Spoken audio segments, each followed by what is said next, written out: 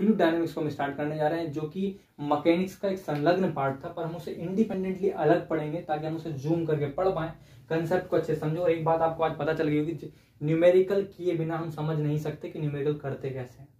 ठीक, वो ये चीजें ठीक वैसी हैं जैसे कि आप ये कह सकते हैं कि सर हमें मुझसे आप क्या बोलोगे, अंग्रेजी बोलना नहीं आता, तो उसका एक ही तरीका है, जब तक आप बोलोगे नहीं तब तक आएगा नहीं। ठीक ऐसा ही न्यूमेरिकल्स के साथ है। कोई विद्वत्ता आपको कितनी ही सुंदर तरीके से पढ़ा दे और फिजिक्स आपको बहुत प्यारी लगने लगे, उससे आपका एग्जाम नहीं निकलेगा। हाँ, ये हो सकता है कि आपके कंसेप्ट पक्के हो जाए। कंसेप्ट पक्का होना और न्यूमेरिकल कर पाना, ये दो अलग अलग तथ्य होते हैं। न्यूमेरिकल करना कब आता है, जब आप खुद न्यूमेरिकल करते हैं। तो ज्यादा से ज्यादा न्यूमेरिकल करें। ये जब आपने मेरे कहने पर जिसने जैम में कदम रखा होगा, उनको पहली खुराक मैंने ये दी थी, और लोगों ने कहा था कि कंसेप्ट पक्के करें, तब मैंने कहा था कि ज्यादा से ज्यादा न्यूमेरिकल लगाएं। कई बार ऐसा होता है कंसेप्ट ना भी पता हो तो आप वहां न्यूमेरिकल अटेम्प्ट कर जाओगे, ऐसा कई बार देखा गया है। डिफ्रैक्शन के क्वेश्चन मैंने जैम में तब करता था जब मुझे डिफ्रैक्शन का पता नहीं था, आप विश्वास नहीं मानिए। तो कोशिश ये करें कि 60% जो है आप कंसेप्ट को प्रायिकता दें, और जो 40% है वो न्यूमेरिकल को टाइम दें। जितना ज्यादा आप न्यूमेरिकल करेंगे आपकी प्रायिकता उतनी ज्यादा बन जाएगी क्वेश्चन को अटेम्प्ट करने की और एक्यूरेसी की। मेन चीज होता है एक्यूरेसी। अब जुगाड़ भिड़ाना अच्छी बात है, जुगाड़ का आंसर लाना अच्छी बात है, ज्यादातर आंसर ले आना उसे कहते हैं एक्यूरेसी। तो वो एक्यूरेसी कब अचीव होगी, जब आपने अपना वो देसी जुगाड़ ज्यादातर फार्मूला में अपना चुके हो गए और आपको उस पर एक आत्मविश्वास हो गया कि बोले मास्टर गलत हो सकता है, मेरा ये जुगाड़ गलत नहीं हो सकता। तो ऑब्वियसली वो गलत नहीं हो सकता, बिकॉज वो खुद जनरेट कर रहा है। तो ऐसे कोई बुद्धिजीवी है मेरे पास भी जो वेव मैकेनिक्स में जुगाड़ बना रहे, थर्मल जुगाड़ बना रहे। तो ये चीज आपको देखने मिलती है। Let's start fluid dynamics. Fluid dynamics तो बात करते हैं फ्लूइड क्या होता है। फ्लूइड को हिंदी में तरल कहते हैं। तरल कौन होते हैं? तरल जो होते हैं वो बहते हैं, जो बहते हैं। कितने प्रकार के होते हैं? 2 प्रकार के होते हैं। कौन कौन से? लिक्विड और गैस। लिक्विड और गैस। हम किन के बारे में पढ़ेंगे? हम पढ़ेंगे लिक्विड के बारे में। और वो नियम क्या गैस में लगेंगे? आंख बंद करके लगेंगे, क्योंकि लिक्विड और गैस दोनों तरल और फ्लूइड डायनामिक्स पढ़ रहे हैं। इसका मतलब बर्नौली थ्योरम, अग्रता का सिद्धांत जितने भी हैं वो सारे हम गैस पे भी लगा सकते हैं। बहरहाल मैं आपको लिक्विड का एग्जांपल दूंगा। भैया गैस का क्यों नहीं दे रहे? बिकॉज ऑफ गैस दिखती नहीं है। ये सुंदर सा उदाहरण दे दिया मैंने आपको। गैस दिखती नहीं तो उसमें कैसे मैं बता सकता हूँ कि कौन सी सतह भाग रही है, और कैसे मैं बता सकता हूँ कि गैस की 2 सतहों के बीच में घर्षण बल लग रहा है, गैस धीमी चल रही है, तेज चल रही है।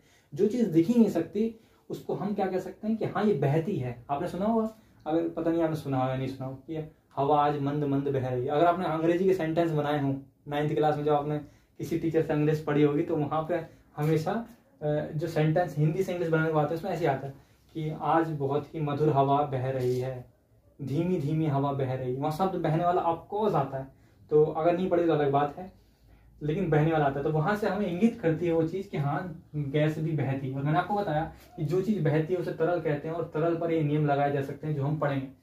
तो जैसे कि 9th में पढ़ा दिया था, जिनके मॉलिक्यूल बहुत ज्यादा जरूरत से ज्यादा पास होते हैं उन्हें सॉलिड कहते हैं, जरूरत से ज्यादा दूर होते हैं उन्हें गैस कहते हैं, और जरूरत से ज्यादा दूर और जरूरत से ज्यादा पास के मध्य स्तर में जो होते हैं x1+x2/2 उन्हें तरल कहा जाता है। तरल में अणु जो होते हैं छोड़ के भाग सकते हैं, मतलब अणुओं के बीच में गति हो सकती है, जबकि सॉलिड में अणु वाइब्रेट कर सकते हैं पर ट्रांसपोर्टेशन फिनोमेना नहीं शो करेंगे। आप इस चीज को ऐसे भी समझ सकते हैं कि मान लीजिए इस पूरे कमरे में हवा भरी हुई है, तो हवा भरी हुई है, तो जैसे मैं कुछ बोलता हूं तो वो बोलने की मेरी आवाज 2 तरीके से आप तक पहुंच सकती है। पहला तरीका ये है कि वो मॉलिक्यूल वाइब्रेट करके वाइब्रेशन को आप तक पहुंचाए। दूसरा तरीका यह मैं इतनी तेज बोलूं, फूंक मार दूं कि वो मॉलिक्यूल आवाज जब वाइब्रेट करो तब फूंक मारने के बाद वो मॉलिक्यूल ही आप तक पहुंचाए। समझ में आया क्या कहना चाह रहा हूं? मैं कह रहा था कि लिक्विड में भी ऐसा होता है। लिक्विड में जब पानी उबाला जाता है तो नीचे का जो पहले आग की लपटों के संपर्क में आएगा, नीचे वाला पानी आएगा, जब उसका टेम्परेचर हाई हो जाएगा, जब उसकी डेंसिटी कम हो जाएगी, वो ऊपर चला जाएगा। इसका मतलब क्या हुआ कि जो बुलबुले दिखते हैं, निकलते हैं, पानी उबलता है, उस तरह भी मॉलिक्यूल मूव करते हैं।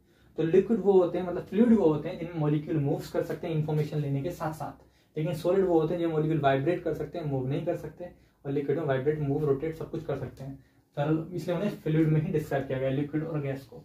ठीक, सॉलिड वाइब्रेट कर सकते हैं लेकिन मूव नहीं कर सकते। ये चीज आपको पता होनी चाहिए। ये सब कंडक्शन वाले चैप्टर में भी समझा दिया जाता है, पर कंडक्शन सिलेबस में आपके नहीं है, शायद नहीं।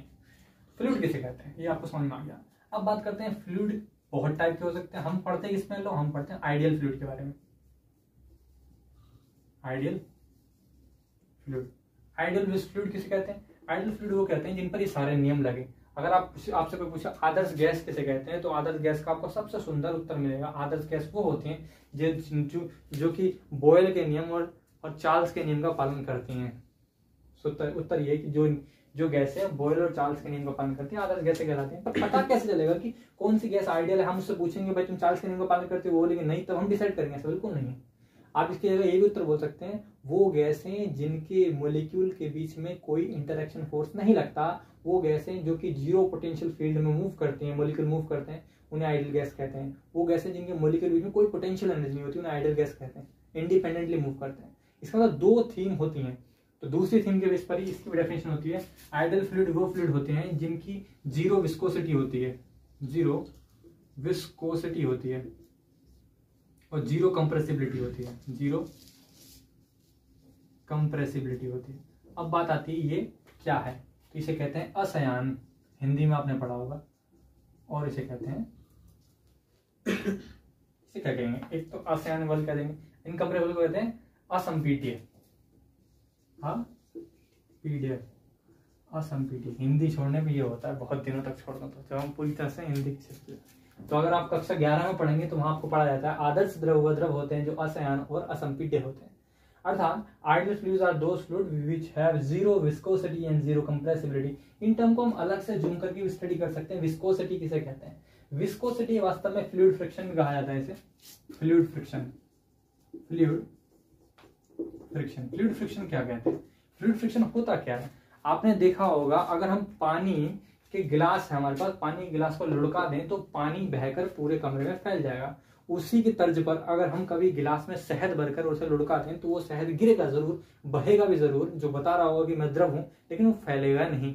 इसका मतलब वो बता रहा होगा कि कोई चीज उसे फैलने से रोक रही होती है। जब कोई भी चीज, कोई भी फिजिकल क्वांटिटी उसको बहने से रोके तो उस चीज को विस्कोसिटी कहा जाता है। मैं इसको डिफाइन भी कर सकता हूं अगर आप लिखना चाहें तो। Viscosity hashtag viscosity, viscosity, viscosity कहते हैं श्यानता को, श्यानता, श्यानता।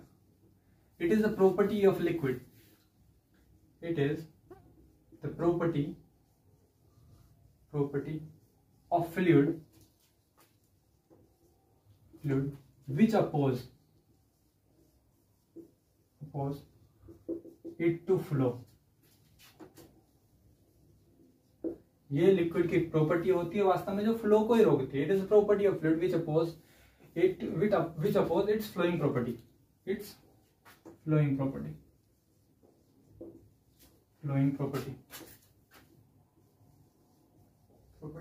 ये द्रव का एक गुण है जो कि उसके बहने को गुण को रोकता है। रीजन क्या है?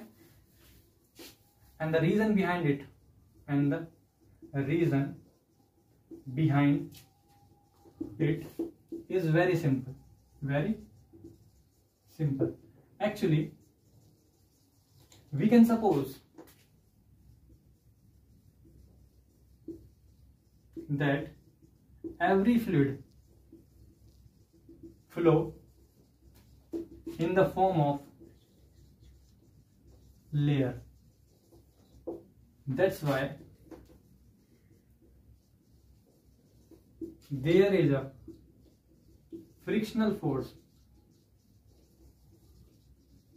applied between layers. This frictional force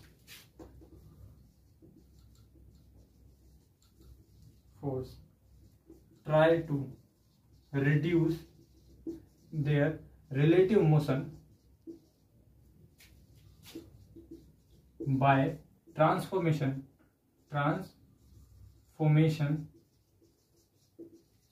of momentum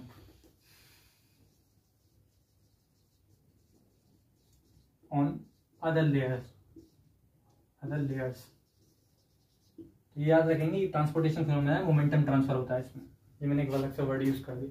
होता क्या है कि फ्लूइड जब बहते हैं तो वो लेयर्स की फॉर्म में बहते हैं। ये लेयर मैंने एक बना दी और ये एक लेयर मैंने बना दी, और जब ये लेयर की फॉर्म में बहते हैं तो इसकी किन्हीं दो लेयर्स के बीच में लगता है फ्रिक्शन फोर्स, सरफेस के बीच में। जब फ्रिक्शन फोर्स लगता है तो उस friction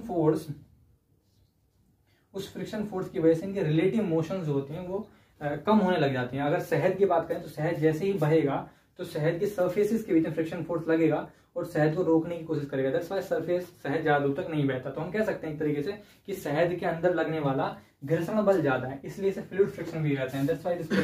that's why viscous force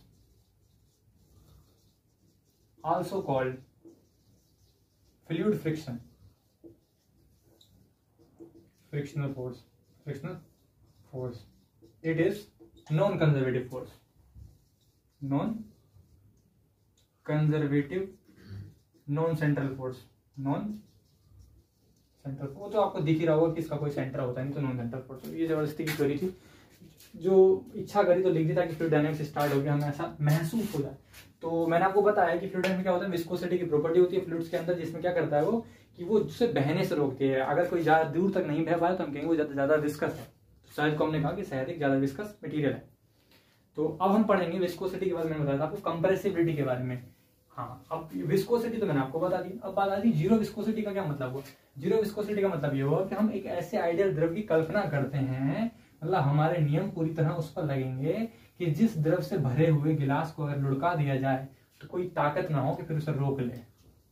उदाहरण के तौर पर उसका आंतरिक कोई प्रॉपर्टी ना हो कि वो उसे खुद रोके, मतलब विस्कोसिटी की वास्ते ना रुके। तो इसका मतलब क्या हुआ, नहीं पानी नहीं शहद, कोई भी चीज हाई विस्कस नहीं, मतलब क्या नहीं होती, आइडियल फ्लूइड नहीं होती, आइडियल फ्लूइड नहीं होती। आइडियल फ्लूइड कब बन सकते हैं, जब किसी की सांद्रता में कमी करी जाए।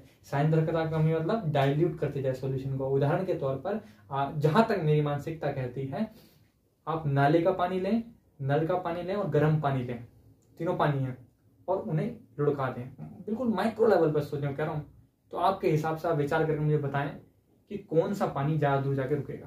तो मेरा मानना यह है गर्म करा हुआ पानी ज्यादा दूर जाके रुकेगा, क्योंकि गर्म करने पर वो चीज डाइल्यूट होती जाती है, क्योंकि उसमें अगर अपद्रव्य होगा वो भी उसमें घुल जाएगा, तो वो ज्यादा दूर तक जाएगा। ऐसा मेरा मानना है। आप भी अपना उत्तर दे सकते हैं, इसमें आप तेल का भी आंसर दे सकते हैं। अगर तेल भी उसके साथ लुढ़काया जाए तो कौन ज्यादा दूर जाएगा। जो आपका आंसर है उसके अकॉर्डिंग से श्यान बल कह सकते हैं कि वो ज्यादा श्यान है। श्यान मतलब ज्यादा घर्षण बल रखता है।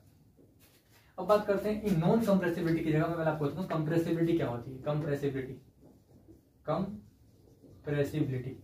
कंप्रेसिबिलिटी किसे कहते हैं। कंप्रेसिबिलिटी का हिंदी वर्ड होता है संपीड्यता। आयतन प्रत्यास्थ गुणांक के व्युत्क्रम को संपीड्यता कहते हैं। Am I right? पक्का। आयतन प्रत्यास्थ गुणांक के व्युत्क्रम गुणांक। I'm saying that the young modulus, नहीं, bulk modulus, the reciprocal of the bulk modulus is called compressibility. Reciprocal beta square 1/b, आपका बिल्कुल सही। रेसिप्रोकल बल्क मॉडल मैंने थर्मोडायनेमिक्स में पढ़ा है, थर्मोडायनेमिक्स बल्क मॉडल पढ़ा है, कंप्रेसिबिलिटी पढ़ा है। इसका मतलब थोड़ा सा रिकॉल करते हैं। थर्मोडायनेमिक्स मैंने पढ़ाया हुआ तुम्हें कि ये कोई पदार्थ है, इसको मैं दबा रहा हूं, तो दबाने के बाद क्या होता है कि इस पर एक बल लगता है, जिस बल को कहते हैं नॉर्मल फोर्स, अभिलंब प्रतिबल। नॉर्मल फोर्स, अभिलंब प्रतिबल। और विकृति जो मिलती है वो होती है volume stress, volume normal stress, normal stress volume strain. तो नॉर्मल स्ट्रेस को पी से डिनोट करते हैं, डेल्टा पी मान लो, वॉल्यूम स्ट्रेन को डेल्टा वी अपॉन बी से डिनोट करते हैं। तो बल्क मॉडुलस को बीटा मानो, बीटा नहीं मानो, बल्क मॉडुलस को के मानते हैं शायद। स्ट्रेस कितना होता है डेल्टा पी अपॉन स्ट्रेन कितना होता है डेल्टा वी अपॉन वी, और नेगेटिव साइन लगाते हैं तो के इक्वल टू हो गया we delta P upon delta we. ये आपका होता है bulk modulus. And the reciprocal of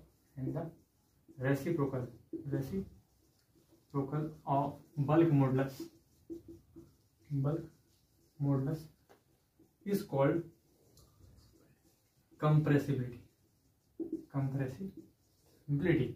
Beta is equal to 1 upon k.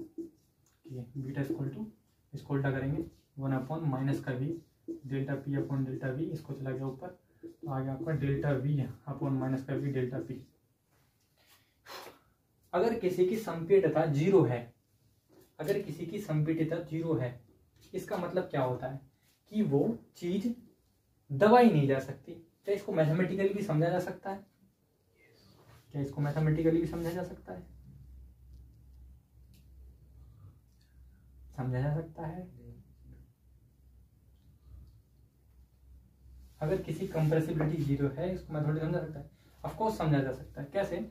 अगर ये फैक्टर जीरो है तो इसको आप नीचे लाएं और डेल्टा पी को सामने लाएं तो आपको डेल्टा पी का मान आएगा अनंत।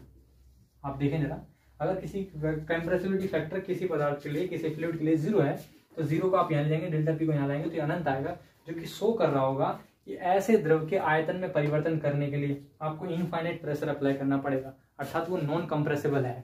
नॉन कंप्रेसिबल का मतलब होता है जिसे कंप्रेस ना किया जाए। संपीड़ितता किसे कहते हैं कि कोई फ्लूइड कितनी ज्यादा कंप्रेसिबल है। कई बार आपने देखा होगा सीएनजी गैस के बारे में सुना होगा, तो सीएनजी में फुल फॉर्म ये होती है कंप्रेस्ड नेचुरल गैस। कंप्रेस मतलब वो दबा कर उसमें भरी गई है, जो सिलेंडर है उसके अंदर नेचुरल गैस को कंप्रेस करके भरा गया, तो कंप्रेस वर्ड से कंप्रेसिबिलिटी आती है। तो आपके पास लिक्विड ऐसा होना चाहिए जो कंप्रेस भी ना होता हो, और मतलब लिक्विड नहीं फ्लूइड, आपके पास फ्लूइड ऐसा होना चाहिए जो कंप्रेस भी ना होता हो और अगर उसे बहाया जाए तो रुके भी ना। ऐसे लिक्विड को हम आइडियल फ्लूइड कहेंगे जो नॉन कंप्रेसिबल हो और नॉन विस्कस हो। तो अब आइडियल फ्लूइड में हम लॉ लगाएंगे उसकी डायनेमिक स्टेट में। अब डायनेमिक स्टेट पहले समझेंगे किसे कहते हैं, फिर उन डायनेमिक्स को फ्लूइड डायनेमिक्स मानते हुए आगे के लॉ के बारे में पढ़ेंगे। Let's start. What is dynamic? What is dynamic? What is dynamic? यहाँ लिखते हैं dynamic of fluids. Dynamic of fluid. तो फ्लूइड डायनेमिक दो प्रकार का होता है, एक टर्बुलेंट, एक स्ट्रीमलाइन। यहाँ पर लिखता हूं स्ट्रीमलाइन, एक होता है टर्बुलेंट।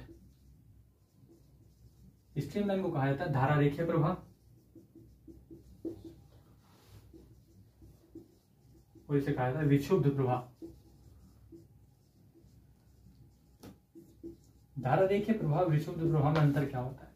अगर धारा रेखीय प्रवाह हो रहा है, इसका मतलब प्रवाह को हम एक धारा के रूप में निरूपित कर सकते हैं। उदाहरण के तौर पर आपने मग्गे से, या आपने कभी देखा हो कहीं कहीं ऐड में दिखाते हैं कि जो चाय बना रहा होता है, या आप मान लीजिए कि गाय दूध दूह रहे हैं हम, और उसके थन से जो है पानी की धार सीधा बाल्टी में जा रही है।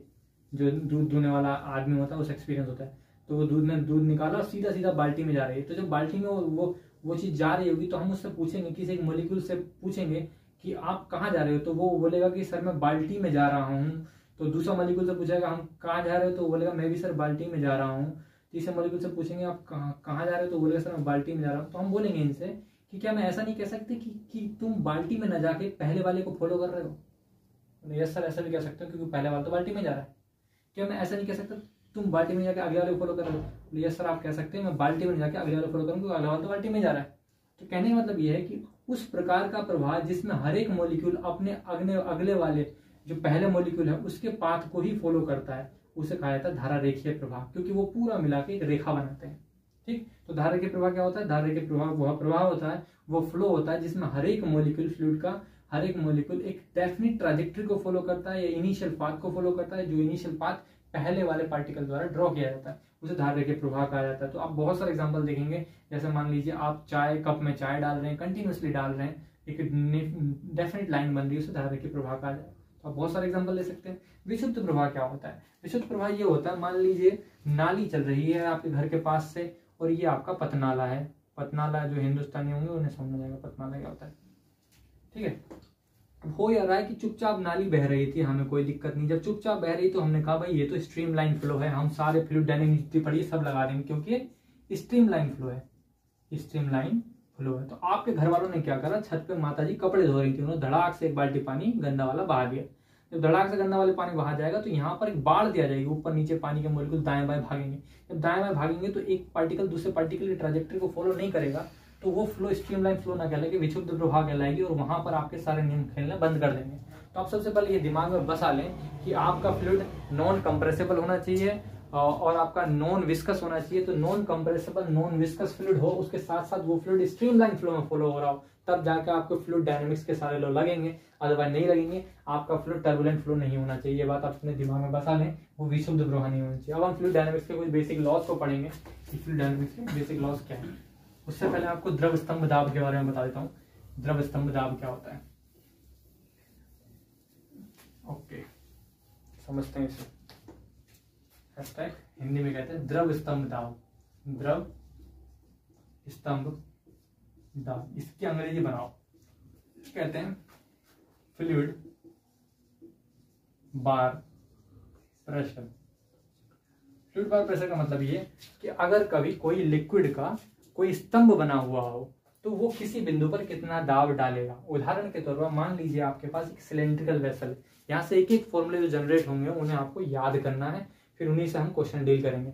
तो एक मान लीजिए आपके पास एक सिलेंड्रिकल वेसल है, आप बाल्टी मान लीजिए, गिलास मान लीजिए, पानी की टंकी मान लीजिए, कोई भी सिलेंड्रिकल वेसल मान लीजिए। अगर आपकी इच्छा सिलेंड्रिकल वेसल मानने की नहीं है तो आप कोई टेढ़ा मेढ़ा बर्तन मानिए, उसके अंदर जो हम जब हम दाब निकालेंगे तब आपको एक सिमेट्री में सिलेंडर अपने आप बन जाएगा। इमेजिन कर सकते हैं। हाँ, ये बोतल बहुत अच्छा एग्जाम्पल है, यू कैन से। तो इसमें मान लीजिए पानी भरा हुआ है, तो इसमें आपका पानी भरा हुआ है, ऐसे एक सिलेंडर बना ले रहा हूं मैं यहाँ पर, तो इसमें पानी भरा हुआ है, ठीक है। अब देखना ये है, इसमें देखो इसमें कितना कम पानी भरा है, इसमें कितना कम पानी भरा है, ये डिनोट कर रहा होगा इसकी तली में कम प्रेशर लग रहा होगा। आप समझ पा रहे हो, इसकी तली में कम प्रेशर लग रहा हो, ये बात तो समझ में आ रही है। लेकिन इससे तली का जो थोड़ा ऊपर वाला बिंदु होगा उस पर उससे भी कम प्रेशर लग रहा होगा, क्योंकि उससे ऊपर पानी का लेवल और कम है। आपको एग्जांपल से और समझाता हूँ ताकि आपको और अच्छे समझ में जाए, ठीक। मान लीजिए इसमें पानी भरा हुआ है, उस पानी का घनत्व हमें पता होना चाहिए। पानी का घनत्व का बहुत बड़ा प्रभाव होता है तले के दाब पर। क्यों? क्योंकि घनत्व ज्यादा होगा तो उसका भार ज्यादा होगा, क्योंकि भार में आता है द्रव्यमान, और द्रव्यमान संबंध रखता है घनत्व से आयतन के द्वारा। अभी समझ में आएगा मैं क्या कहना चाह रहा हूँ। ये सिलेंड्रिकल वेसल है, तो ये वाला जो रीजन होगा ये होगा सर्कुलर। सर्कुलर इसका मतलब इसका एरिया जो होगा, एरिया इक्वल टू होगा पाई आर स्क्वायर। इस स्तंभ ऊंचाई मान ली h, डेंसिटी ऑफ लिक्विड मान लिया रो, डेंसिटी ऑफ लिक्विड मान लिया d, मान लिया चलो d, then the pressure on the bottom of vessel कितना होगा? प्रेशर फॉर्मूला होता है दाब बराबर बल बटे क्षेत्रफल, दाब बराबर बल बटे क्षेत्रफल, सिंपल सी बात है। बल कितना लग रहा होगा? इस पूरे पानी का भार लग रहा होगा, ये ग्रेविटी दिखा दिया mg, हो गया mg अपॉन एरिया। अब घनत्व बराबर कितना होता है? डेंसिटी बराबर होता है मास अपॉन द्रव्यमान बटे आयतन, मास अपॉन वॉल्यूम। डेंसिटी को डी से शो करते हैं, मास को स्मॉल एम शो करते हैं, वॉल्यूम को वी से शो करते हैं, मल्टीप्लाई करते हैं, वीडी आ गया, वीडी अपॉन एम आ गया, तो एम का मान रख दिया VD, p equal to m का मान रख दिया VD, v into d into g upon a. अब ये क्या है? वॉल्यूम। वॉल्यूम क्या होता है? वी नो दैट, यहाँ लिखेंगे we know that. Volume of cylinder कितना होता है भाई? Volume of cylinder, volume cylinder होता है V equal to pi R square H, pi R square H. V equal to ये होता है एरिया, ए इंटू एच। मान रखो भाई किसकी जगह? वॉल्यूम की जगह ए इंटू एच रखो, p equal to v pi square a into h into d into g into a से ए कट गया, एम्प्लाइज प्रेशर इक्वल टू हो गया एच डी जी। ये होता है द्रव स्तंभ का दाब, ये याद रखेंगे, इसको कहते हैं द्रव स्तंभ का दाब, ठीक है। इसका मात्रक पास्कल होता है, ये न्यूटन पर मीटर स्क्वायर भी होता है। मैं आपको अभी प्रूफ कर देता हूँ कैसे। मान लो 30 एच दीजिए, आपके पास फॉर्मूला आ गया, मैं यही बता देता हूँ। डायमेंशन बताओ इसकी जरा, मिटाने वाले थे। डायमेंशन कितनी होती है ना, स्टार मार्क लिखेंगे। Dimension of pressure, dimension formula of pressure कितना होता है भाई? दाब बराबर बल बटे क्षेत्रफल। बल का अगर किसी वैज्ञानिक को पता हो तो बताओ, mLT-2 तो नहीं होता? ये होता है, आर यू कंफर्म? m त्वरण चाहिए, m l के हाथ दो ऊपर गया, l माइनस 1 बचा, ml minus 1 t minus 2, this is the pressure का डायमेंशन फॉर्मूला। बिल्कुल सही बात है। मैं बता नहीं क्या वाला था, मैं बता रहा था इसकी यूनिट क्या हो सकती है। यूनिट देखेंगे newton per metre square. The unit of pressure is Newton per meter square। Spelling गलत हो गया, लिख सकते हैं implies. It's unit is newton per metre square for pascal. एक सुंदर यूनिट इससे भी आती है, P बराबर एच डी से एक सुंदर यूनिट आती है। वो क्या होती है समझेंगे। अगर आपको पता हो, यहाँ लिख रहा हूँ मैं स्टार में, star the blood pressure, blood PRESSUR pressure of healthy human lies between कितनी होती है? 80 to 120। mmHg। अगर स्वस्थ मनुष्य का द्रवदाब ब्लड प्रेशर मान जाए, रक्तचाप पूछा जाए, तो वो होता है कितना, 80 से 120 mmHg होता है। तो जो mmHg है वो टर्म क्या डिनोट कर रही है, वो mmHg बता रही है कि 80 सेंटीमीटर या 20 सेंटीमीटर दो द्रवदाब नहीं होंगे तुम्हारे। जब आप ब्लड प्रेशर नापोगे तो इनमें से कोई एक ब्लड प्रेशर इसके बीच में हो सकता है। मान लीजिए आपका ब्लड प्रेशर जो है इसके बीच में आ रहा है, मान लीजिए 80 के बाद जो है 80 और 120 के बीच में आ रहा है, 90 मान लीजिए, तो आपने 90 मान लिया।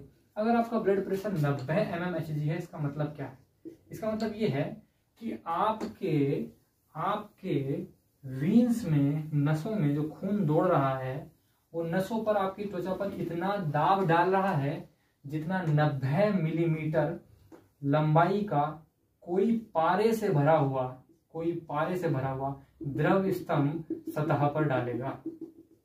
यहां पर डालेगा 90 mmHg। ये इसका फिजिकल सिग्निफिकेंस होता है। इसका मतलब हम कंपैरेटिवली बता रहे होते हैं कि इतना बड़ा पारे से भरा हुआ स्तंभ जो दाब डालेगा वो आपका ब्लड प्रेशर है। पारा क्यों लिया, क्योंकि पारा नहीं होता तो यहाँ पर पैरामीटर बढ़ जाते। यहाँ पर अगर पानी लिया जाता तो ये कम से कम 1000 से ऊपर पहुंच जाता, क्योंकि पानी का द्रव का स्तंभ जितने 1000 मीटर जितना दाब डालेगा, पारे का उतना mm में ही काम चला लेगा, क्योंकि पारे की डेंसिटी 13 बहुत ज्यादा होती है कंपेरेटिवली। एक की कंपेयर 13-14 गुना होती है, तो वो ज्यादा होती है। तो ये सारी जानकारी हमने द्रव स्तंभ दाब के बारे में लिया। ठीक है, अब बात करते हैं हम वेग प्रवणता के बारे में, जिसे कहते हैं वेलोसिटी ग्रेडियंट।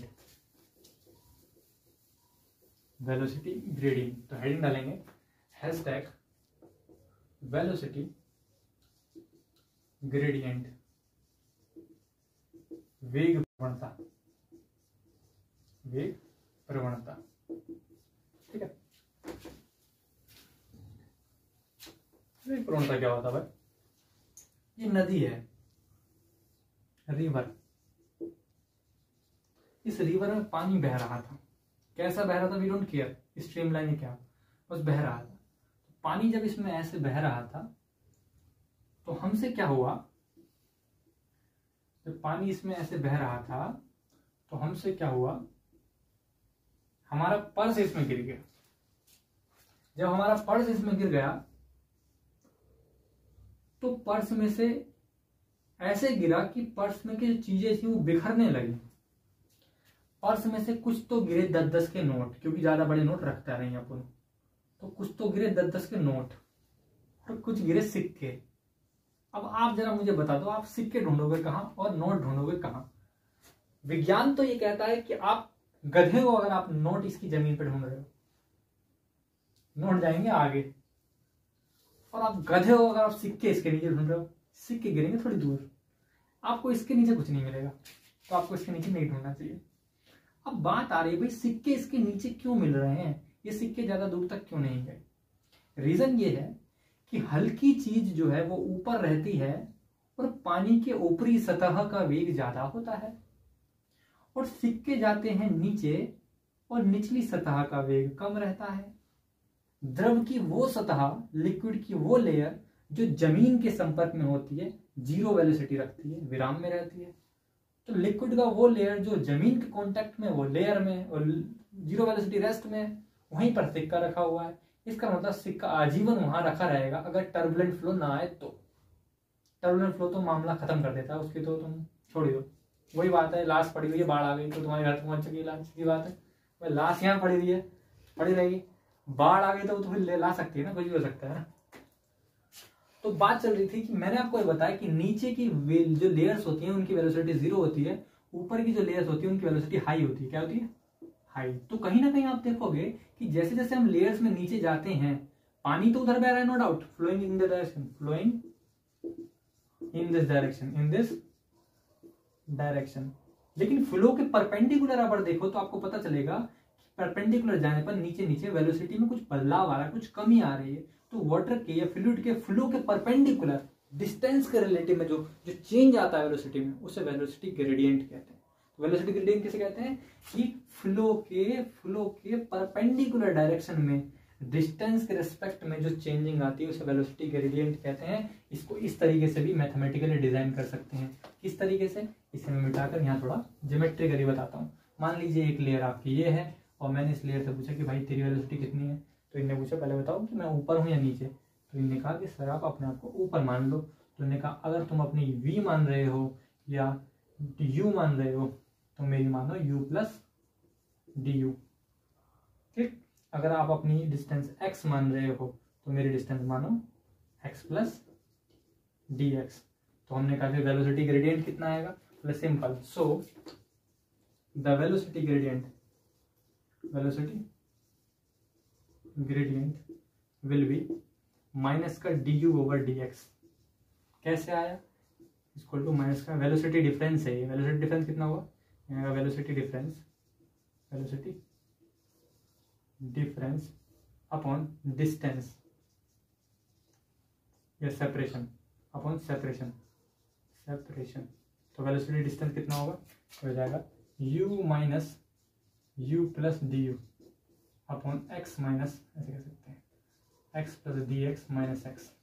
कितना है, u minus u plus dx, sorry minus du, इसकी मल्टीप्लाई इसमें करी, माइनस आ गया अपॉन x कैंसिल हो गया, डेल्टा x आ गया, u से ही बढ़ गया, कितना है एम्प्लाइज, यही लिख दो कितना आ गया, इज इक्वल टू माइनस का du ओवर dx। इसे कहते हैं वेलोसिटी ग्रेडियंट।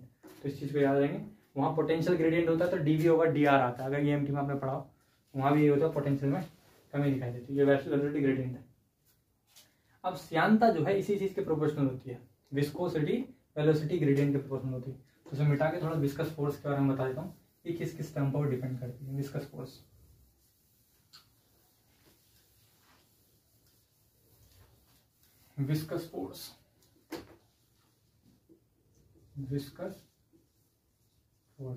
कहते हैं श्यान बल। विस्कस फोर्स जिसे मैंने बताया था, viscous force is proportional to velocity gradient. इसका मतलब ये फोर्स वेलोसिटी ग्रेडियंट के प्रोपोर्शनल होता है। dv ओवर dx भी कह सकते हैं, d ओवर dx भी कह सकते हैं। And viscous force is proportional to contact area के, मतलब जो दो लेयर थे उनको जो कॉन्टैक्ट में आ रहा होगा उनके संपर्क क्षेत्र पर भी निर्भर करता है। तो एज प्रोपोर्शनल टू ये ए के भी होता है into it. So finally we can say F is proportional to A minus का ए dv ओवर dx, या ऐसे कह सकते हैं implies F is equal to minus का B A into dv over dx। ये विस्कस फोर्स का relativistic formula, relativistic बोल रहा हूँ, अप्रोक्सीमेट फॉर्मूला है जिसको हम कम से कम यूज करते हुए मिलेंगे आपको। ठीक है, क्या आया था फॉर्मूला एक बार दिख रहा है, एफ इक्वल टू आया था माइनस का बी ए dv ओवर dx। ठीक, एक बार लिख देता हूँ, रिवाइज हो जाएगा। Implies F equal to minus का B A into dv over dx। वो ये वॉल्यूम नहीं है, ये वेलोसिटी है। तो वेलोसिटी और यहाँ पर डिस्टेंस और इसकी वैल्यू रखकर आप जो आपका विस्कस फोर्स है उसका फॉर्मूला निकाल सकते हो कि उसका फॉर्मूला क्या होगा। कौन सा फॉर्मूला, डायमेंशन फॉर्मूला। एक बार और लिखते हैं ताकि, क्योंकि ये यूज नहीं होगा, ये फॉर्मूला जब यूज नहीं होगा तो फिर आपको याद भी नहीं रहेगा, इसलिए एक बार रिवाइज करते हैं। Implies F equal to minus का B into A into dv over dx। ठीक, अब मिटाते हैं इसे और बात करते हैं स्टोक्स थ्योरम के बारे में। स्टोक्स थ्योरम क्या होती है? ठीक, Stokes theorem, hashtag Stokes theorem. Stokes की प्रमेय कहते हैं इसे हिंदी में, स्टोक्स की प्रमेय। स्टोक्स की प्रमेय कहती है अगर कभी लिक्विड में, अगर कभी किसी तरल में,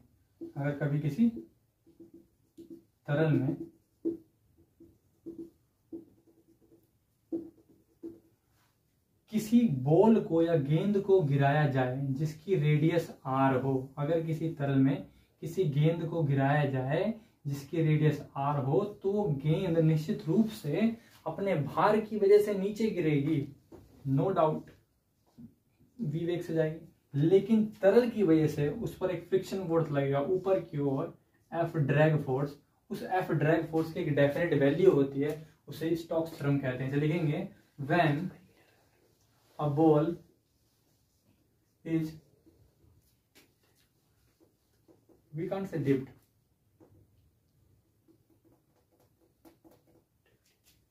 फ्री फॉल, अच्छा fall down, fall into liquid then due to viscous force viscous drive force या viscous force या due to viscous force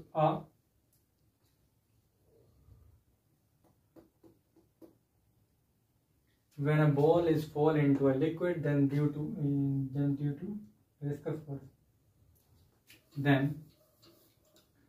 a viscous force applied on it, viscous force applied on it, which is equal to F is equal to 6 pi eta RV, where 6 pi is a constant, eta is coefficient of viscosity,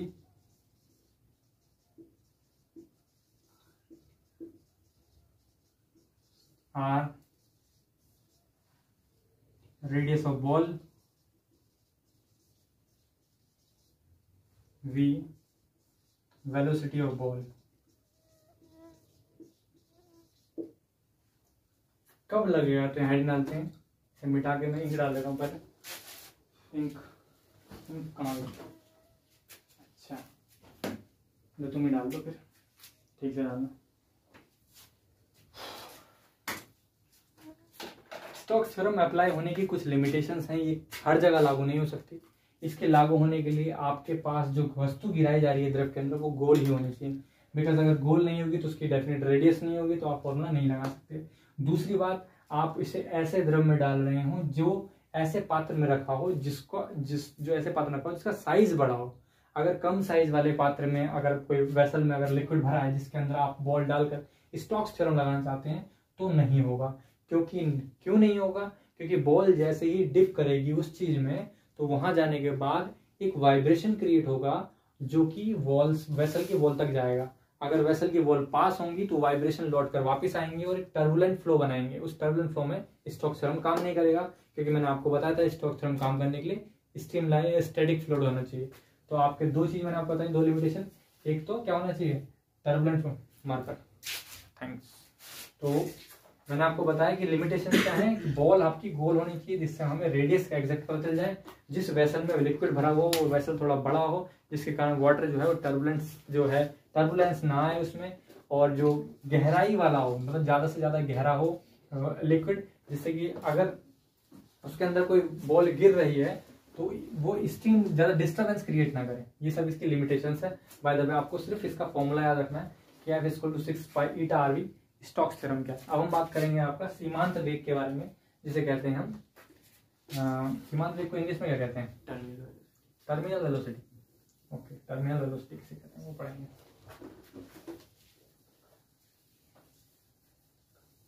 terminal velocity कहते हैं, लग नहीं रहा मुझे। Terminal velocity नहीं कहते शायद, terminal velocity कहते हैं। क्या कह सकते हैं सीमांत वेग को? सीमांत वेग, टर्मिनल वेलोसिटी वर्ड अच्छा लग रहा है। टर्मिनल वेलोसिटी सर्च करो हिंदी में, क्या कहते हैं सीमांत वेग।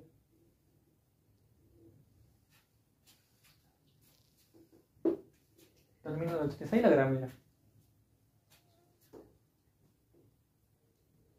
सीमांत वेग टर्मिनल वेलोसिटी ही कहते हैं। तुम बना रहे हो क्या सीमांत वेग? अब टर्मिनल वेलोसिटी कहते हैं, ठीक है। स्टार्ट करते हैं hashtag terminal velocity. Terminal velocity बताया उसने, ये पता ही नहीं चल क्या रहा है। सीमांत वेग शायद नहीं बताता तो मैं यही कहता सीमांत वेग टर्मिनल वेलोसिटी। मेरे को हिंदी के सिग्नल जल्दी आते हैं। सीमांत वेग किसे कहते हैं? सीमांत वेग पहली बात तो कांस्टेंट वेलोसिटी होती है। क्या होती है? Constant velocity. ठीक, अब क्या होना क्या है कि जब किसी हम स्टॉक से हम तो लगने हैं, आप क्या करेंगे, पहले आप लिक्विड डिजाइन करेंगे, आपके पास फ्लूइड है और फ्लूइड के अंदर आप कोई गोल चीज गिरा रहे हैं। जब आप गोल बॉल उसके अंदर गिराएंगे तो वो बॉल क्या करेगी, वो बॉल नीचे जाने की कोशिश करेगी, वो बॉल नीचे जाने की कोशिश करेगी। जब बॉल नीचे जाने की कोशिश करेगी तो फ्लूइड जो है उसका फ्रिक्शन फोर्स लगाएगा। जब फ्लूइड फ्रिक्शन फोर्स लगाएगा तो उसकी वेलोसिटी का अपोज करेगा। बड़ी सीधी सी बात है। अपोज करने के बाद आपको पता चलेगा फ्रिक्शन फोर्स के अलावा एक बायोएंसी फोर्स भी लगता है, जिसे कहते हैं उत्प्लावन बल। वो उत्प्लावन बल भी ऊपर की ओर धकेलेगा। जब उत्प्लावन बल भी उसे ऊपर धकेल रहा है, फ्रिक्शन फोर्स भी ऊपर धकेल रहा है, तो एक टाइम बाद वो सोचेगा कि मैं नीचे जाऊं या ना जाऊं। उस चीज को समझेंगे आप। तो मान लीजिए आपके पास लिक्विड है। एक चीज और बताना चाहता हूं मैं कि मान लीजिए आपके पास बाइक है, ये बाइक है और बाइक में आप इस तरीके से चला रहे हैं, ऐसे ही आपका हाथ है, नहीं हैंडल है तो, और ये ऐसे करके चला रहे हो बाइक, ठीक, और ये चल रही है 20 की स्पीड से, 20 मीटर पर सेकेंड। तो आपके पीछे जो भी बैठा है, आपका छोटा भाई बड़ा भाई, वो तमीज से मौज मस्ती कर सकता है, गेम खेल सकता है, कोई दिक्कत नहीं, क्योंकि उसके पास एयर का जो ड्रैग फोर्स लग रहा होगा वो फाइनाइट लग रहा होगा। वो होता है कितना है, वो v के प्रोपोर्शनल होता है। Drag force of air is proportional to velocity, negative direction में। बिल्कुल सही बात। ये वेलोसिटी कौन सी, ये बाइक की वेलोसिटी है, क्योंकि बाइक जितनी स्पीड से चल रही होगी तो रुकी हवा रिलेटिव स्पीड से पीछे की ओर चल रही है, बड़ी सी बात। लेकिन अगर आपने ये 200 कर दी तो वो गिर सकता है, और गिर ही नहीं उड़ सकता है पीछे के डायरेक्शन में। इसका मतलब जो ड्रैग फोर्स ऑफ मीडियम है, आप ये चीज महसूस कर सकते हैं F = 6 पाई ईटा आरवी में भी, 6 पाई ईटा आरवी में महसूस कर सकते हैं। देखो पीछे की प्रोपोर्शनल वी आ रहा है। इसका मतलब ड्रैग फोर्स जितने भी होंगे, चाहे वो विस्कस फोर्स हो या फ्रिक्शन फोर्स हो, जो भी हो, वो वेलोसिटी बढ़ने के साथ साथ इंक्रीज हो जाएगा उनका मैग्नीट्यूड। तो ये बात आप समझें। अब मैं कहना क्या चाह रहा हूँ, आपका एक जनरल फॉर्मूला होता है H = u, what is the formula of S = u to the half v square, S = पहले क्या होता है, v² = u² + 2as, S = ut + half at square, और v² = u² + 2as। तो इस चीज को यहाँ लगाना है, H = ut। सही तो लिख रहा हूँ मैं, बहुत मतलब ऐसा होता है इन फॉर्मूलों को इतना समय हो जाता है यूज करे हुए कि लगने लगते हैं ये ut ही है, ये क्या है, पराये से। हाँ, पराये, अपने पराये से लगने लगते हैं। बिकॉज क्लासिक मैंने स्टार्ट करेंगे तो बहुत सभी कर दूंगा, ये बिल्कुल जरूरत से ज्यादा ऐसा लगेगा खूनी रिश्ता है, भाई बहन से लगने लगेंगे। बहुत टाइम हो गया ना ये। और देखो मजे की बात क्या है, मैं पढ़ा रहा हूँ फ्लूइड डायनामिक्स, लगा रहा हूँ कुछ, कोई बात नहीं। तो अब इसको मेरे को हाइट के अकॉर्डिंग लगाना था, H = ut + half gt² लगाना चाहता हूँ, ut + half gt² लगाना चाहता हूँ। मैं क्या बताना चाह रहा हूँ, अगर किसी चीज को ऊपर से गिराओगे तो h बढ़ने के साथ साथ उस पर ग्रेविटी भी अपना काम करना शुरू करेगी, उसकी वेलोसिटी भी इंक्रीज हो जाएगी। H = u दिख रहा होगा आपको। इसका मतलब जब कोई चीज गिराई जाती है तो यहाँ से वो यहाँ तक गिरेगी तो कम स्पीड होगी, लेकिन और ज्यादा गिरेगी तो ज्यादा स्पीड होगी। जब नीचे गिरती चली जाएगी तो स्पीड बढ़ती चली जाएगी, और स्पीड बढ़ने का मतलब मीडियम की रिलेटिव स्पीड बढ़ने का मतलब ड्रैग फोर्स बढ़ता चला जाएगा, मतलब ऊपर तो लगने वाला फोर्स बढ़ेगा। जब वो फोर्स बढ़ेगा एक टाइम ऐसा आएगा कि वेलोसिटी नीचे जो खींच रही थी वो ऊपर वाले नेट फोर्स के द्वारा बैलेंस कर दी गई है, और ऐसी स्टेट में नेट फोर्स 0 हो जाता है। और नेट फोर्स 0 होने का मतलब है जो भी वेलोसिटी थी उतनी ही रहकर वो कांस्टेंट वेलोसिटी से मूव करेगा।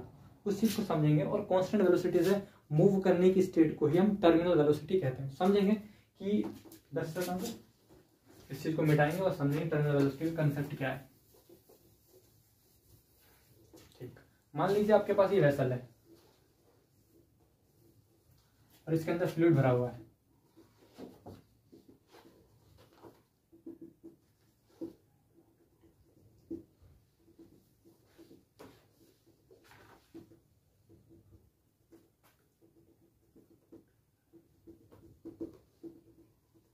इसके अंदर ये बॉल है, और इस बॉल से हमने कहा कि आप सबसे पहले अपनी डेंसिटी बताएं। तो इन्होंने बोला मेरी डेंसिटी, आप एक काम करो, क्या मान सकते हो,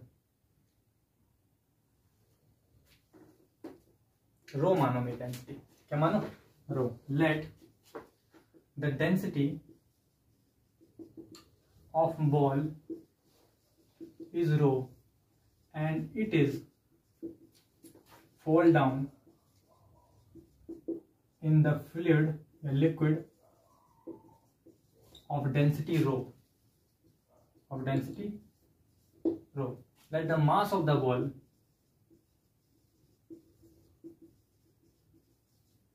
is m and radius of the ball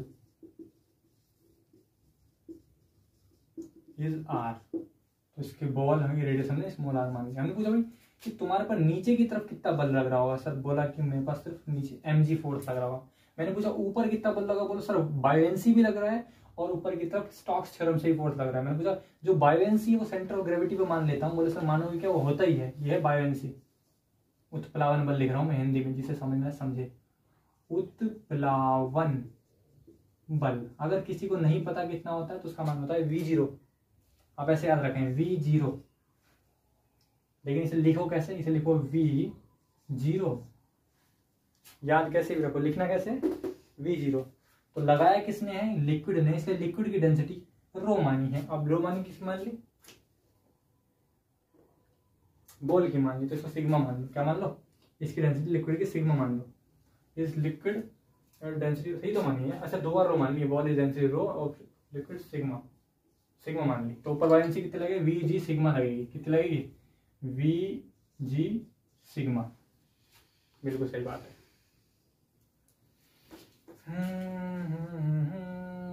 बिल्कुल सही बात है।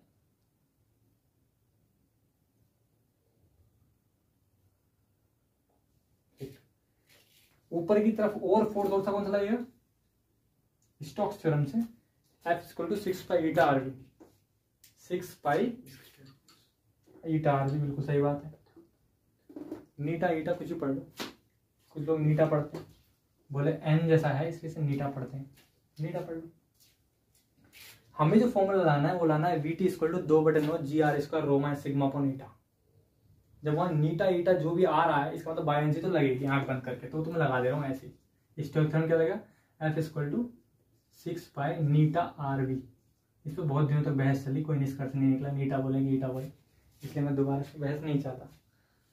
ठीक है जी, कर देते हैं बैलेंस। अब मैंने आपको क्या बताया था कि जब कोई लिक्विड के अंदर इस बॉल को गिराई जाएगी तो बॉल बोलेगी मैं जा रही हूँ नीचे, उत्प्लावन बल बोलेगा मैं खींचूंगा ऊपर, स्टोक्स थ्योरम बोलेगा मैं खींचूंगा ऊपर। ये क्या है, विस्कस फोर्स, ये क्या है, उत्प्लावन बल। अब थ्रस्ट फोर्स, अब थ्रस्ट फोर्स कहते हैं जो मैं क्या बता रहा था, मैं इससे पहले कोई नाम लिया था मैंने इसका, बायोएंसी। अब थ्रस्ट फोर्स एक ही बात होती है। तो बात क्या चल रही थी कि नीचे जा रहा था ये। अब मैंने आपको बताया कि नीचे ग्रेविटी H = UT - हाफ जी प्लस RGT² से वेग बढ़ेगा, और वेग बढ़ेगा तो भाई साहब ये वाला फॉर्मूला वेग पर डिपेंड कर रहा है, तो ये वाला बढ़ता है।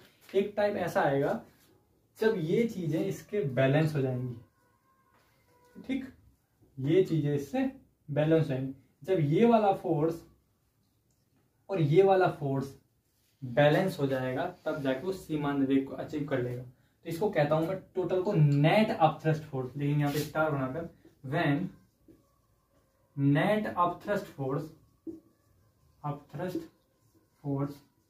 Is equal to weight of the ball, then it move with a constant velocity. This velocity is known as terminal velocity.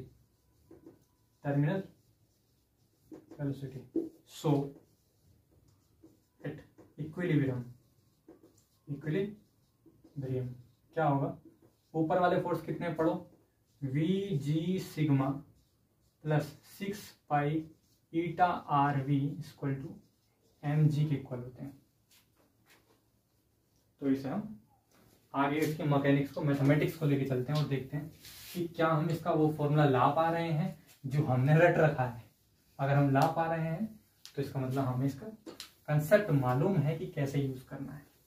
तो इक्विलिब्रियम कंडीशन जो आई है आपकी, आप उसे यूज करेंगे। इस लाइन को ऊपर लिखेंगे, देखो कितना है, ये फोर्स कितना है, V0, नहीं ये कितना है, Vg सिग्मा है। फिर एक बार यहाँ पर मेन चीज लिख दे रहा हूँ जो मैं लिखवाना चाह रहा था, बॉल की डेंसिटी को मैंने माना है रो, क्या माना है, रो। लिक्विड की डेंसिटी को मैंने माना है सिग्मा, क्या माना है, सिग्मा। बॉल की डेंसिटी को माना है रो, लिक्विड डेंसिटी को माना है सिग्मा, बॉल की डेंसिटी को माना है रो, लिक्विड डेंसिटी को माना है सिग्मा। ठीक, ये चीज बताओ कितनी है, ये चीज है Vg सिग्मा। तो वही चीज लिखना, एक बार दोबारा लिखूंगा मैं, एट इक्विलिब्रियम, यहाँ पे लिखेंगे एम्प्लाइज एट इक्विलिब्रियम। क्या चीज थी, अपथस्ट फोर्स जिसे कहते हैं V ji sigma plus 6 pi eta are V is equal to M G. घनत्व बराबर होता है द्रव्यमान बटे आयतन, द्रव्यमान बटे आयतन। तो घनत्व में अगर बॉल की बात कर रहा हूं तो रो लूंगा, और बॉल का मास कितना है स्मॉल एम, बॉल का आयतन क्या है कैपिटल वी, तो स्मॉल एम का मान कितना है रो वी हो गया, स्मॉल एम का मान रो वी रखेंगे। V ji sigma equal to 6 pi eta are we equal to rho V, sorry volume है याद रहे, वी इंटू जी। मान निकालना है हमें वेलोसिटी का, वेलोसिटी का। ये क्या चीज है, ये क्या चीज है we zero, we zero volume है, ये भी वॉल्यूम है। जब भी आपको डाउट होता है ऐसा सोच सकते हो M equal to V D, ये मास होता है और ग्रेविटी, तभी तो फोर्स बनेगा, वॉल्यूम है ये। तो हमें निकालना है वेलोसिटी, तो इस वाली चीज को रोक लो बस।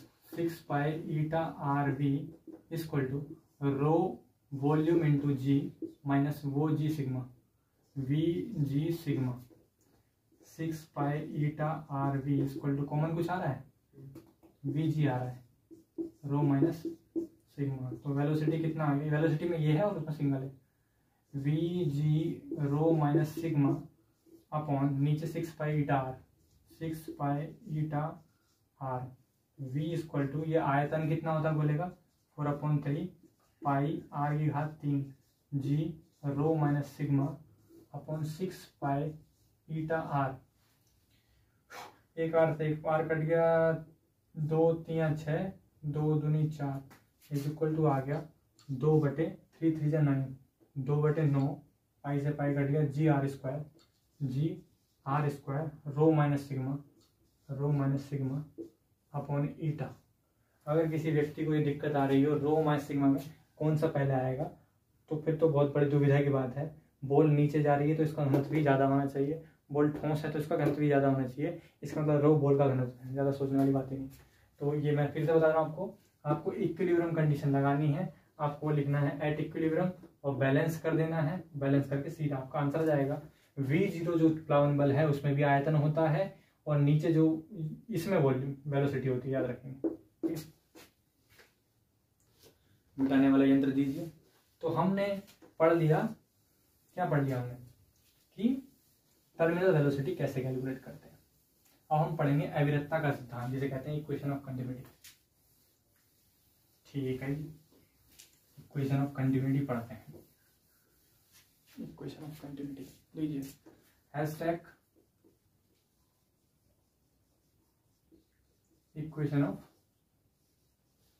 कंटिन्यूटी याद आ रहा है किसी को, जिसे कहते हैं अविरतता का सिद्धांत, का सिद्धांत। मान लीजिए ये कोई आपके पास एक स्ट्रीमलाइन ट्यूब है जिसे कहते हैं धारा रेखी नली। स्ट्रीमलाइन ट्यूब वो ट्यूब होती है अगर किसी द्रव में इसको बहा दो, द्रव को इसमें बहा दो तो उस द्रव की मजबूरी बन जाती है स्ट्रीमलाइन में फ्लो होना, समझ रहे हो। अगर आर्मी स्कूल में भर्ती कर दो, अनुशासन में रहना अपने आप सीख जाएगा। तो अगर इसके अंदर पानी को बहाओगे तो फ्लो अपने आप स्ट्रीमलाइन हो जाएगा, भले ही इसे क्रॉस सेक्शन अलग हो, इसका क्रॉस सेक्शन A1 मान लिया, इसका क्रॉस सेक्शन A2 हो गया। तो आपने कई बार देखा होगा, अगर आप कभी बागानी करी हो आपने अपने घर में, भले से एक पौधा लगाकर, तो आप देखेंगे कि जब आप पाइप से पानी छिड़कते हैं तो पाइप को दबाने पर पानी की धार तेज हो जाती है। तो आपको ये तो पता है कि धार तेज हो जाती है, तो आपको मान लो नहीं पता है वो धार तेज जाती है, आप बस ये मान लो कि आपको पता है धार बदल जाती है। जब धार बदल जाती है तो अलग अलग क्रॉस सेक्शन एरिया पर आप वेलोसिटी को अलग अलग मान सकते हैं। मान लो यहाँ V2 मान लिया और यहाँ पर V1 मान लिया, ठीक। अब जब वेलोसिटी है कुछ, तो इसका मतलब क्या हुआ, अगर कोई पानी की बूंद यहाँ होगी तो t टाइम में वो वेलोसिटी ट्रेवल करेगी।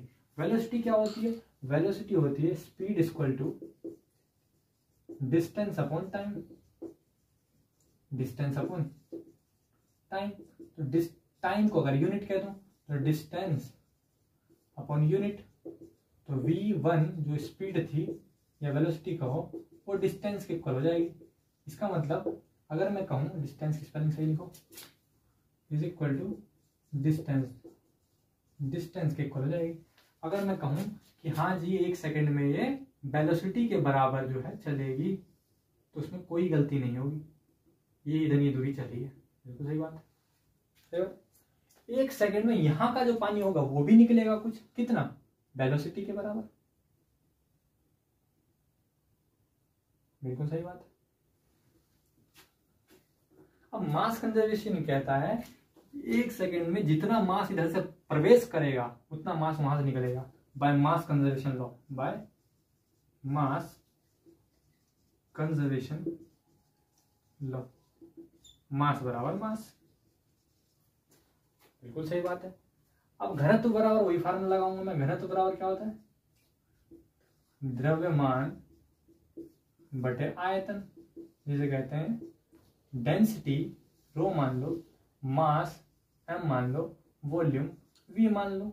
तो मुझे मास चाहिए तो डेंसिटी इंटू वॉल्यूम करना पड़ेगा, रो इंटू वी बराबर मास। तो यहां भी करना पड़ेगा डेंसिटी इंटू वॉल्यूम, आएगा density into volume is equal to density into volume.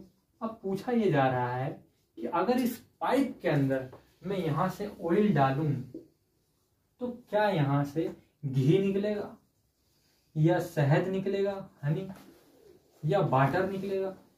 तो उत्तर आता है WATER, उत्तर आता है अगर इस धारा देखी नली के अंदर कोई जुगाड़ न हो तो ईश्वर की कृपा से जो यहां से डालोगे वही वहां निकलेगा, अर्थात घनत्व सेम रहेगा।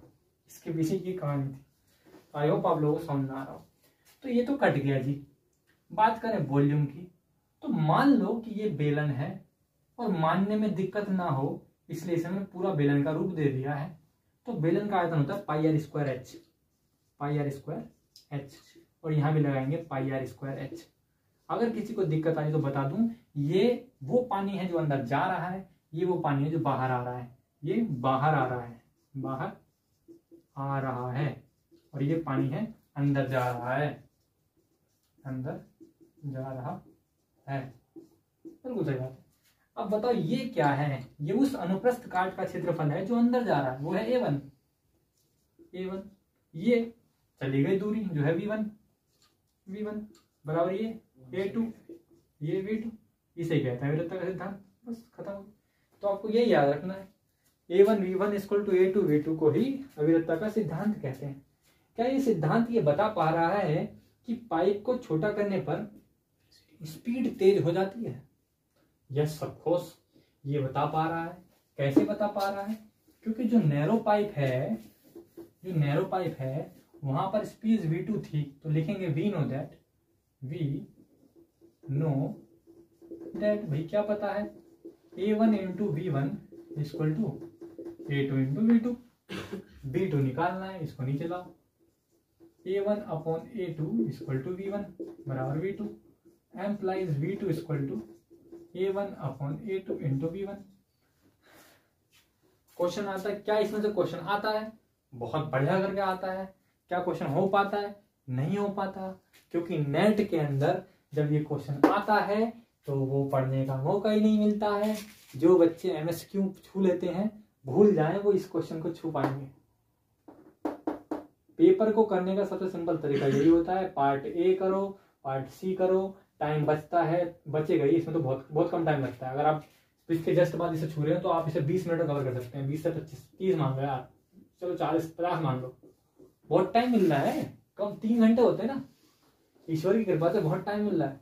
1 घंटा इसे दो, बहुत दे दिया, और दो, 1.5 घंटा इसे दो, 1 घंटा इसे दो, आधा घंटा इसे दो, क्योंकि ये होने वाला फिर भी नहीं है। ये तो होने वाला नहीं वाली बात है, ज्यादातर एग्जाम में आ रहा है। नए अपडेट के हिसाब से गेट है, जो अब गेट आएगा उस गेट में भी MSQ होंगे, तो ये अच्छी बात है। अच्छी बात है, बुरी बात है। तो मैं क्या करना था, स्पीड कैसे बढ़ेगी? अब हमने क्या करा कि हमने जो पाइप का अनुप्रस्थ काट का क्षेत्रफल है उस पाइप को दबाया।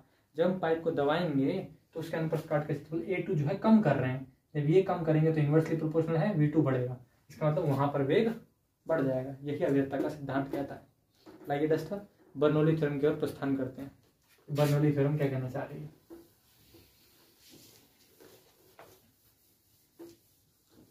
बर्नौली थ्योरम, डस्टर पकड़िए।